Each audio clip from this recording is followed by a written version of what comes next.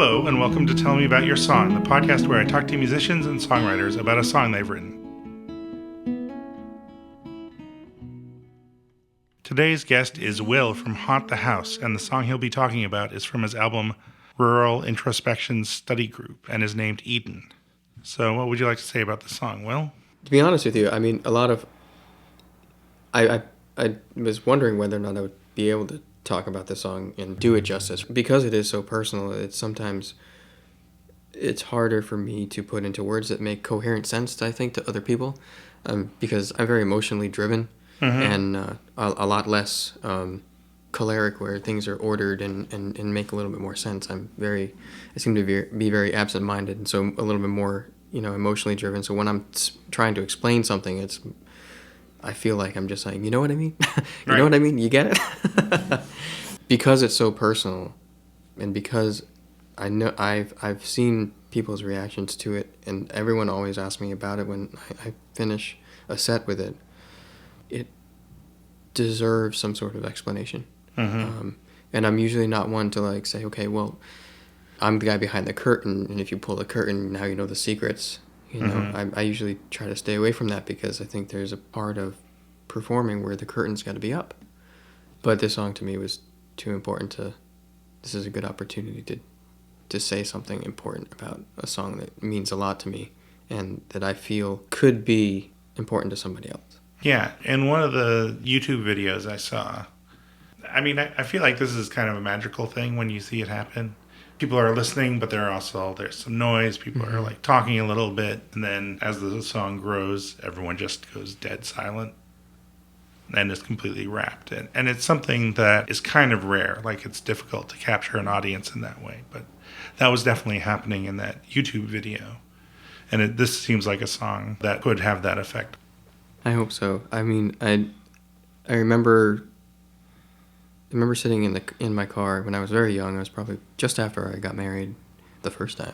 I was 20, and I was listening to Debaser by the Pixies.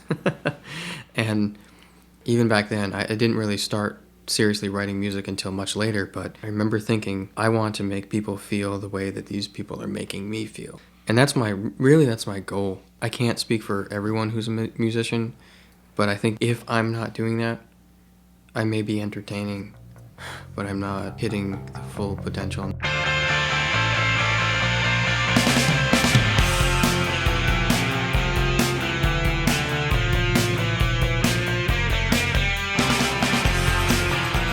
I picked this song because of what it means to me and the response I get from other people.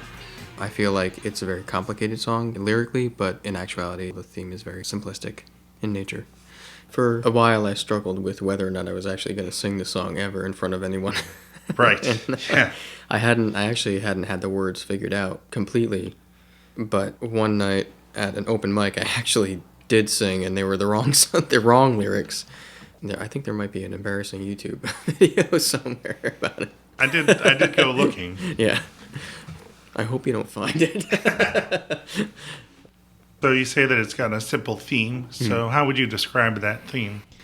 Loss, separation from God, and love.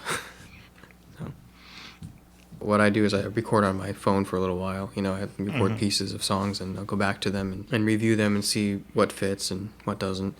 And I had recorded this a number of times, and maybe a few years ago, and I had forgotten about it. And a little over a year ago now, I came back to this chord progression, and I had lyrics that fit the mood when I first started writing the song. And I had forgotten completely about the previous recordings I had made. So I came up with this song, and I was very excited about it.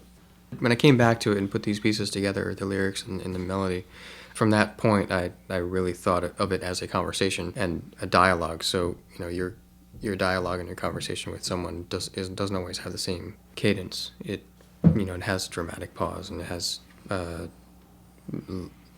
quick parts where you're talking about something very important, and you're speaking quickly. And so I felt that was necessary to put into the song. Was there a particular verse that you remember writing first? I don't know if you can call it a verse. They all sort of kind of flow together, but I think it's the third or fourth line. It says, "What was that that you did to make me understand that I was born in the fires and coals of the curvature of your hand. I remember writing that and thinking, this may not be the best poetry in the world, but it sure feels right. Mm-hmm. And I moved from there and expanded the rest of the song from that line.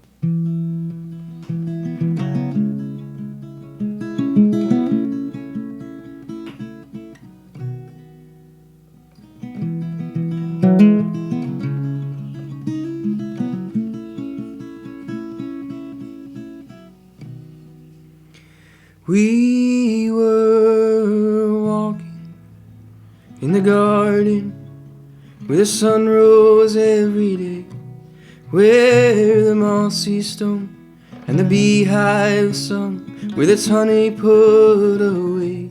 We would walk.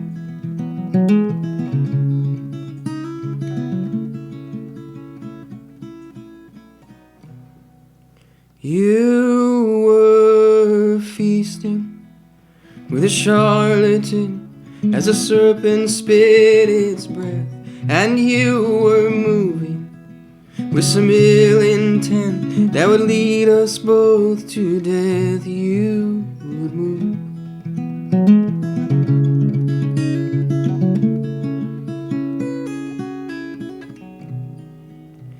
You were weeping in the hallowed place, transfigured on the mount, and I was sleeping with my brothers neath the broken tree trunk, and I was nobody, you were somebody, and you showed me how to live. Whoa, whoa, whoa, whoa.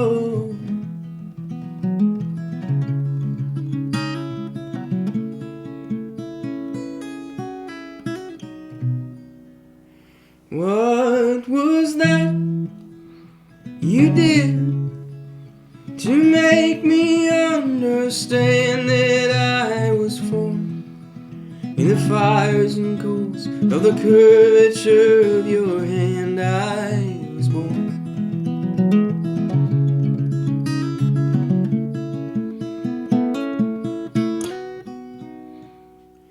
Woe is me, I'm drowning, for I'm underwater, and you in darkness sleep in the hallways and the corridors, and all I had came floating back when the waves broke round my feet.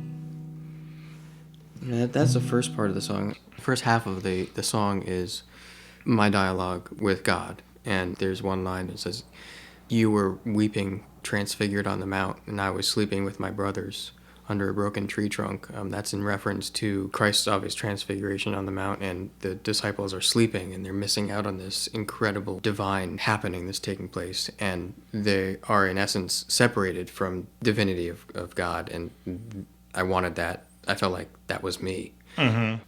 To me, that drives a lot of my music, and I picked Eden to talk about because of that reason. You know, I feel like up until this point, this song is sort of indicative of specifically that whole album. I know the name's a little awkward, but Rural Introspection Study Group for me is sort of what I do when I need to clear my head. When my heart is heavy, I kind of go out into the woods and I just pray and meditate and be introspective, and I just, you know, I need to be in that presence and that mindset. So this song, the first half of that song is that, you know, it's just a direct representation of how I'm feeling when I'm in that frame of mind.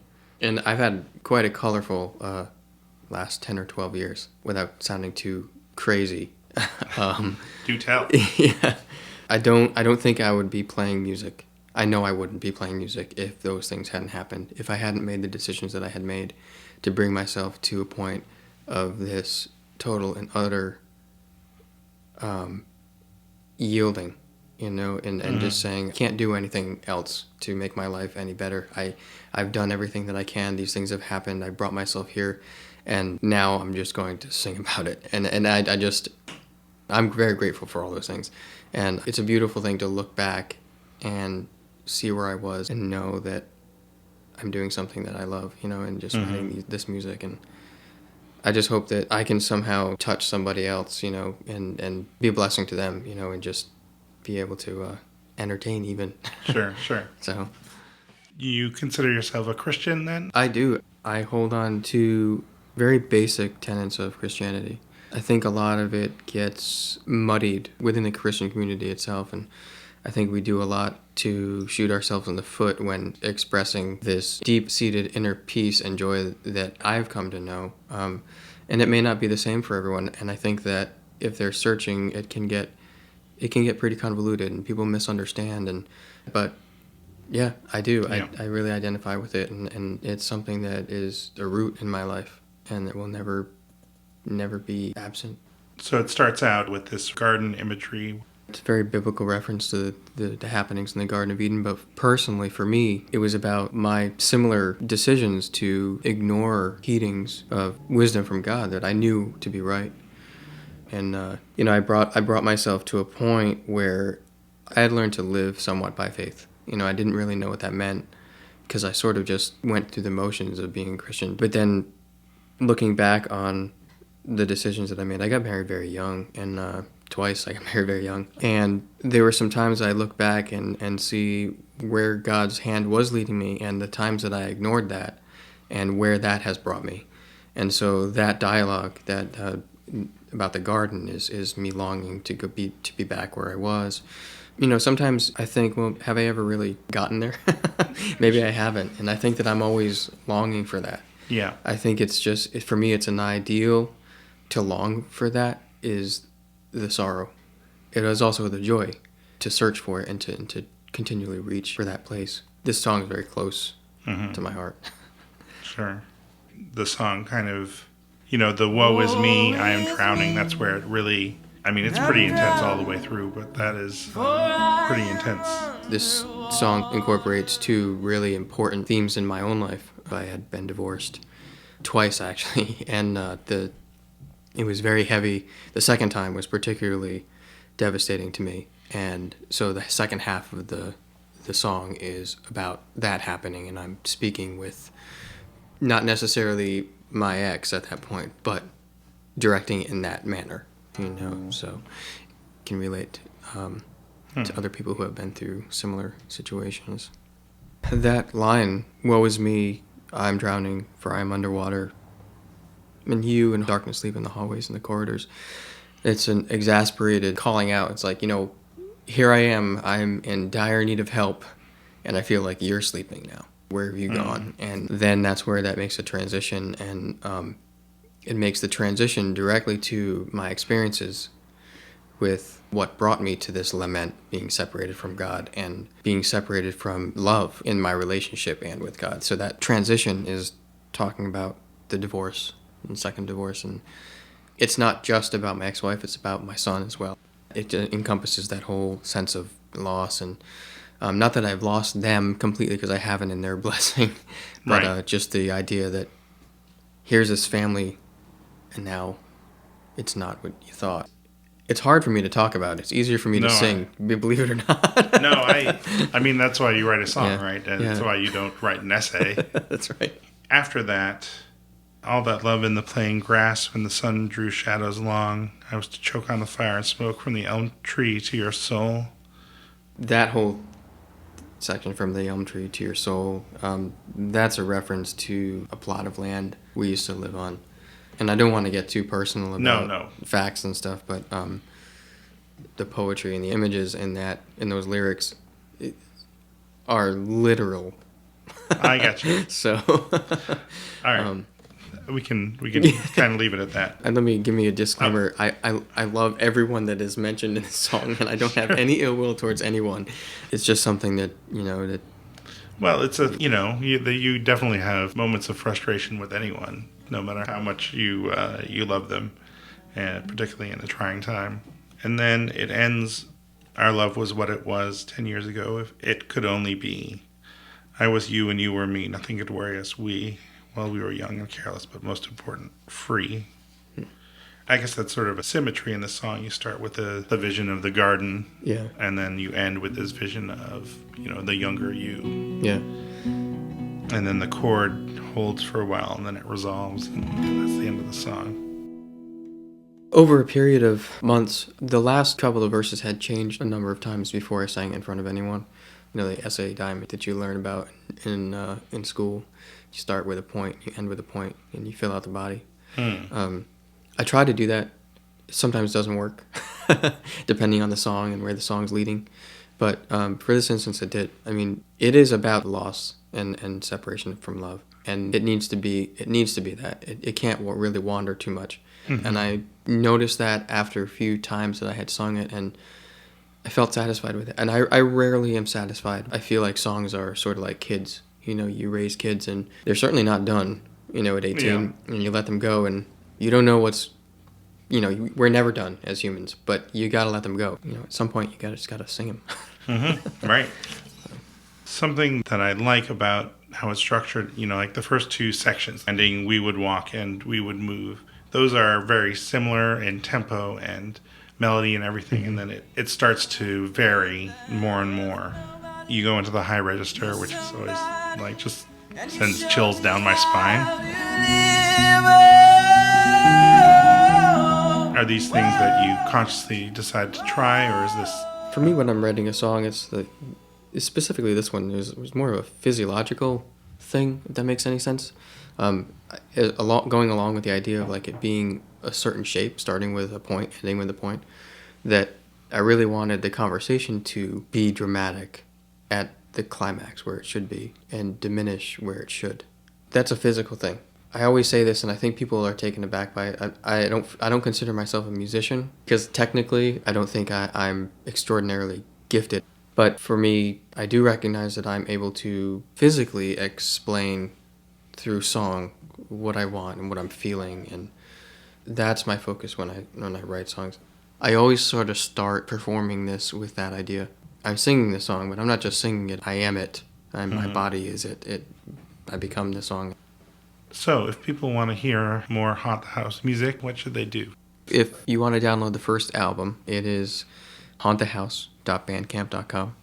And you have another album. What's its status? It's going into mastering. I'm sort of back to work. I'm in this slogging mode, I had a really good time recording at the Columbus Theater. Mixes are just about there. And it's just the shopping around for someone to master. And then putting the packaging together. The artwork's coming along fantastically. I have pins that I put out, so if you want to see an example of that artwork, they're on my Facebook page as well. And but yeah, so hauntthehouse.bandcamp.com. All right, and keep an eye out for the new album. Yep. And if people want to see you perform, is there a place where they can find out when and where you'll be? Yep, the same place. Bandcamp will post the event through the Google Calendar that they have set up, and then I'll also post them on my Facebook, my personal page, and the Haunt the House page. Great. My name's Jacob Haller. My website is at music.jwgh.org if you want to hear my own music or see when my shows are. There's also a blog for the podcast on Tumblr. It's at yoursongpodcast.tumblr.com, and I'll post show notes and links to all the things Will talked about. And there's also a page on Facebook. Search for Tell Me About Your Song on Facebook, and you'll find it. You can like it. I'll post there whenever there's a new episode or whenever I find something that I think people might be interested in. The podcast is also on iTunes. You can find it there and subscribe if you're not already subscribed, and rate and review it there if you would like to say something nice and help other people find it. Thanks for listening. We're going to go out by listening to Haunt the House's song Eden from the album Rural Introspection Study Group. Thanks for listening. We were walking in the garden where the sun rose every day, where the mossy stone and the beehive sun with its honey put away. We would walk.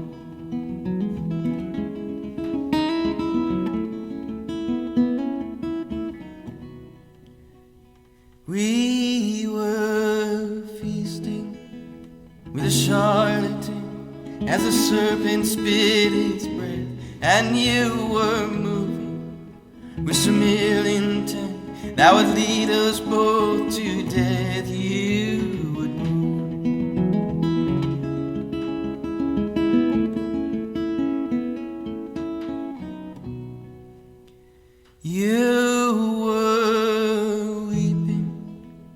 a hallowed place, transfigured on a mount. And I was sleeping with my brothers neath a broken tree trunk. And I was nobody, you were somebody, and you showed me how to live. Oh, whoa, whoa.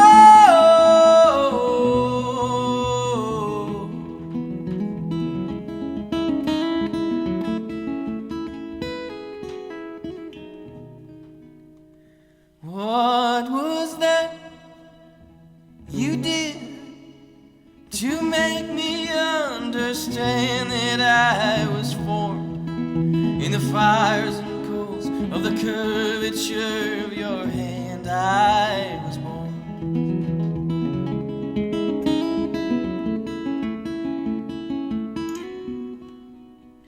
Woe is me, I'm drowning, for I am underwater, and you in darkness sleep in the hallways and the corridors. And all I had came floating back when the waves broke round my feet. Whoa, my lady, you're walking out on me. Oh, and baby, you're dying out. Well, all that love in that blade grass, when the sun drew shadows long, I was to choke on the fire and smoke from the elm tree to your soul. Oh, your mother cast shadows to the waters wild and black, while your brothers took shoulders to the dark and wide and crack. Our love was what it was 10 years ago. Oh, if it could only be. I was you, and you were me. Nothing could worry us. We were young and careless, but most important, free.